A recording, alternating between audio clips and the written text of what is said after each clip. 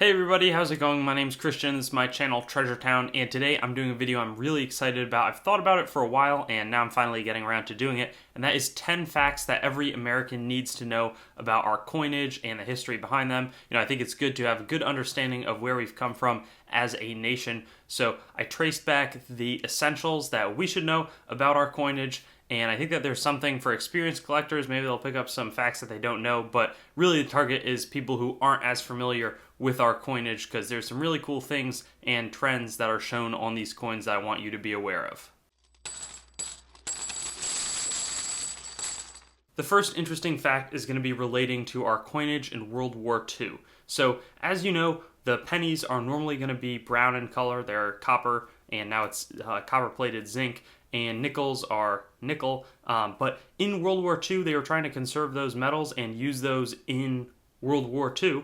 So what they did is in 1943, we had a steel cent, as well as a 1942 to 1945, we had 35% silver nickels. And that was all just to shave off as much metal as we could and direct that towards the war effort. And the values aren't super crazy. There are some individual ones that I have videos on that are going to be better, but these are really attainable coins. So if you want to own some of these neat pieces of history, they're really very easy to get, probably for about $2 combined. So it's a cool thing if you want to own. That's just a very easy thing that people can see as a standout cool coin in American history. The second thing everybody needs to know about is how a lot of our coins are silver. Obviously, way back they were silver, but there are also ones that look like the coins that we're seeing in circulation today that are silver, so you want to know how to detect which ones. And those are 1964 and back on the half dollars, dimes, and quarters. Those are all going to be 90% silver. 1965 to 1970 for Kennedy half dollars are going to be 40% silver. And there's a few issues today that are also silver, but an easy way to tell is around the ring. A copper coin will have some brownish on the ring of the coin, while a silver, quarter, half dollar, dime, that sort of thing will be just all silver colored around the outer edge. Right now, they're worth, a small multiple of their face value, maybe like 12 or 13 times their face value, but sometimes that varies widely, and it's definitely something that if you can tell that we have it in our change, you want to pull that out and save that, because it's worth more than what you'd get if you just spent it. The third thing that I want to bring to your attention is that we have had some crazy denominations in our history. So yeah, we're pretty used to seeing 25, 10, 5, 1 cent coins. Maybe you use $1, but there's also been half-cent coins, 2-cent coins, 3-cent coins.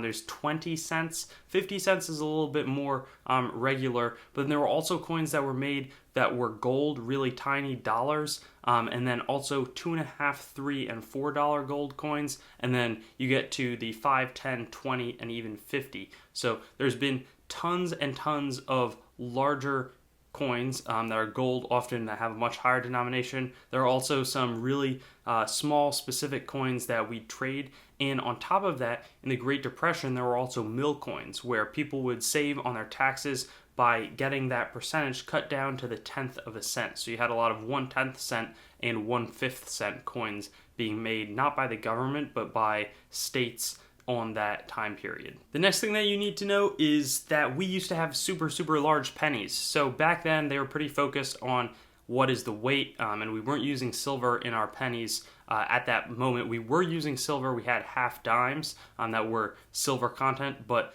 the 1, 2, 3 cents, even that I mentioned, did not have any silver content. But the 1 cents used to be very large, probably larger than a quarter today. They were quite thick. So, we're used to seeing them as kind of throwaway pieces back then. They actually had some value, and they were a lot larger than what we're working with today. Eventually, they realized that they could cut back and just say that a smaller, they had called them Indian head and flying eagle cents, that started around 1857 for mass production.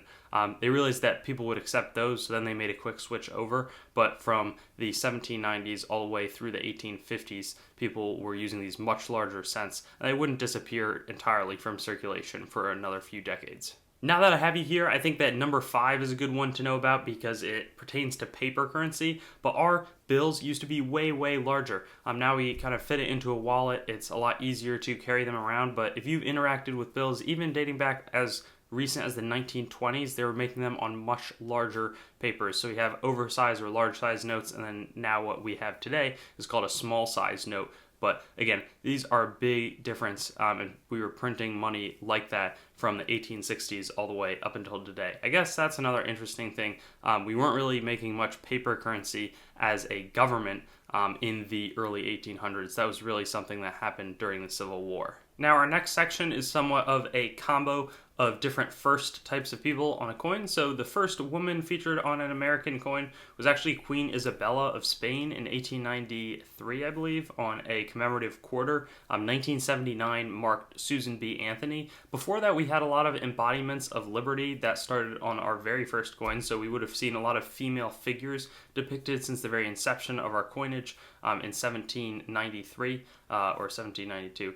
We'll get into that a little bit later, but that was the first. Queen Isabella technically is actually the first, so not even an American person. The first African American was Booker T. Washington in 1946. He appeared on a $50 that we made as a commemorative.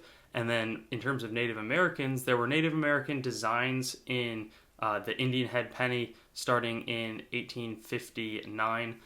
They also had some Indian princesses, I believe that they were called. There was some small gold pieces that featured that, but those are the three firsts, I guess, that I can talk about on our American coinage. Next up is that America had a gold standard until 1933, when a lot of the gold was actually confiscated and they shifted away from it. But basically, it used to be that all of our spending money was backed by gold coins. So when you were trading the US paper money, it was expected that you could take it to a bank, and you could, and get like that dollar amount in face value of gold coins.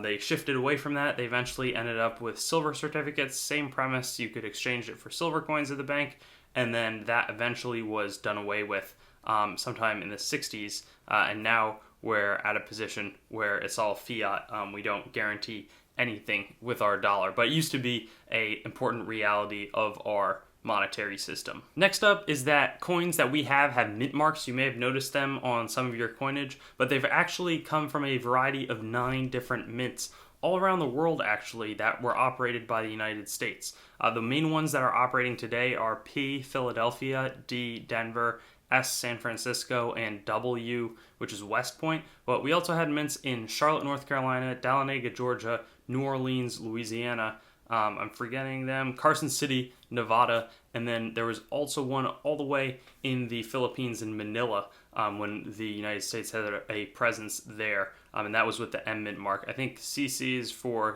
Carson City, O is the New Orleans, D is Dahlonega, so you have to, Denver and Dahlonega were not operating at the same time. And then whatever one is, C is the last one. Just one C would refer to the Charlotte, North Carolina mint. Now, next up is the very first American coin, and we had some colonial issues, but those were really being issued by the states or tacitly approved by the states, and people were kind of minting them on their own for half pennies, but really it's the 1792 half dime. The coins didn't have a ton of them made, but there really are the very first American coin. I'd love to learn a little bit more about it, but they're super, super valuable, as you can imagine today. And it's kind of interesting that we started with the half dime, because in the next few years, we'd have all of these more major, significant size coins being made, but that's just what ended up being struck to start us out. And last but not least is just kind of something interesting. We see "In God We Trust" all over our coins today. It's an awesome phrase, but we did not start out with that. Actually, the first slogan that was made on one of the American coins refers to one of the pre-1792, pre-federal ones that I'm talking about, and that's the Fugio cent. This was by Ben Franklin. He actually came up with that slogan, and instead of saying "In God We Trust," we started out with "Mind Your Business." I guess over time we kind of went away from that command on our coins and shifted to something else. But I always think that that's funny, that that's really the original slogan of American coinage. Anyways, thank you so much for watching. Hopefully there were a few people who didn't really know much about American coinage coming in, and now they have a much greater appreciation for that part of our country's tradition.